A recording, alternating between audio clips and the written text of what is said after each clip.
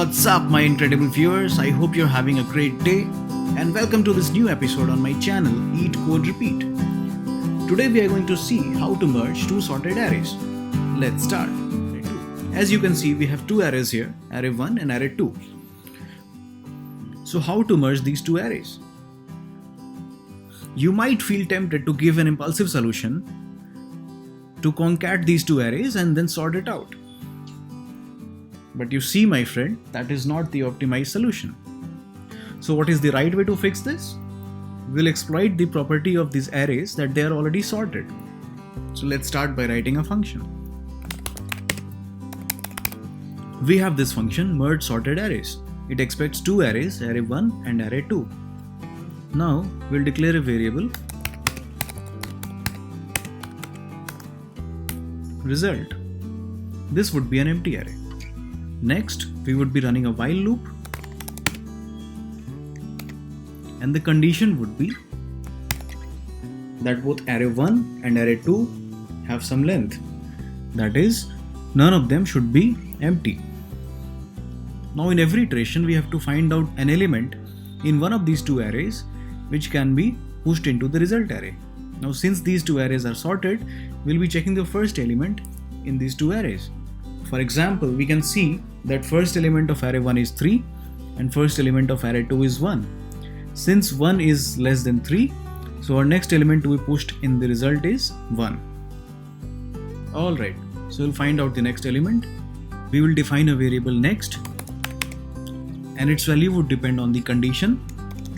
If the first element of array 1 is less than first element of array 2, we will take out, as in shift, the first element of array 1. Otherwise, we will shift the first element of array 2. And the element shifted out from either of these two arrays would be assigned to the variable next. So we'll push this next element into our result array.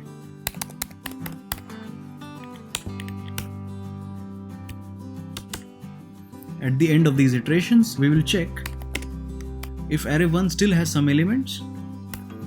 We will concat it to the result array, and this would work because array 1 is already sorted.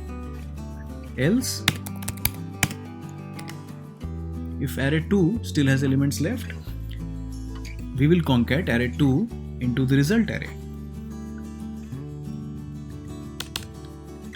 And finally, we will return the result array. Let's try to understand how this program works. Initially, the result array is empty. In every iteration, we are comparing first element of the two arrays. As we can see, 1 is less than 3, so we'll shift out 1 from this array, and 1 would go inside result array.